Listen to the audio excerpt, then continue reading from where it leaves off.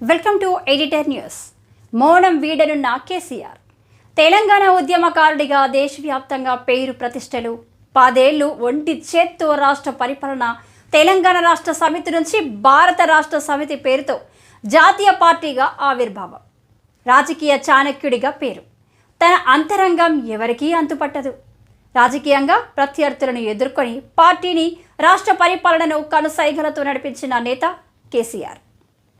అటువంటి నేతకు గడిచిన 5 నెలల కాలంలో కంటి నిండా నిద్ర లేదు, కడుపు నిండా తిన్నది లేదు. ఈ 5 నెలల కాలం కేసీఆర్కు వనవాసమే అయ్యిందనేది స్పష్టం. పార్టీ ఓడిపోయిన బాధ కంటే కన్న కూతురు కళ్ళెదుట జైలు పాలవడంతోనే ఆయన నిద్రలేని రాత్రులు గడిపారు. ప్రతిపక్షాలు ఎన్ని విమర్శలు చేసినా కేసీఆర్ నోరు మెదపడం లేదు. బీఆర్ఎస్ను బీజేపీలో విలీనం చేస్తున్నారు. కేసీఆర్కు గవర్నర్ పదవి, కేటీఆర్కు కేంద్రంలో మంత్రి పదవి, హరీష్ రావుకు ప్రతిపక్ష హోదా అంటూ కాంగ్రెస్ పార్టీ ఆరోపించింది. అయినా నోరు మెదపలేదు కేసీఆర్. బండి సంజయ్ మాట్లాడుతూ బీఆర్ఎస్ కాంగ్రెస్లో విలీనం అవుతున్నదని ఆరోపించారు. అయినా కేసీఆర్ స్పందించలేదు. పార్టీ విలీనం, పొత్తుల పేరిట రకరకాల ఆరోపణలు వచ్చినప్పటికీ కేసీఆర్ ఎక్కడ కూడా నోరు జారలేదు. ఇటువంటి ఆరోపణలు వచ్చినప్పటికీ కేటీఆర్ లేదంటే హరీష్ రావు మాట్లాడారు. కానీ కేసీఆర్ మాత్రం గడప దాటి రాలేదు. లోకాన్ని చూడలేదు, పార్టీని పట్టించుకోలేదు. కూతురు జైలు జీవితం గడపడాన్ని ఏ తండ్రి కూడా తట్టుకోలేడు.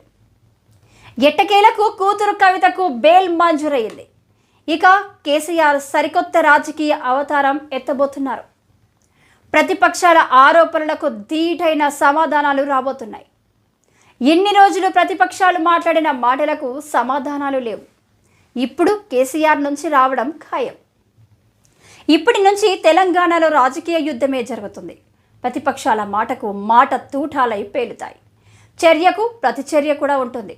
కూతురు జైల్లో ఉన్న కారణంగా కేసీఆర్ అసెంబ్లీ సమావేశాలకు ఒకే ఒక్క రోజు వెళ్లారు.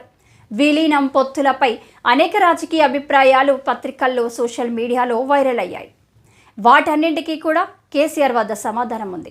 ఇప్పుడు ఆ విలీనం, పొత్తులపై కూడా స్పష్టమైన సమాధానం కేసీఆర్ నుంచి వస్తుందని బీఆర్ఎస్ వర్గాల సమాచారం.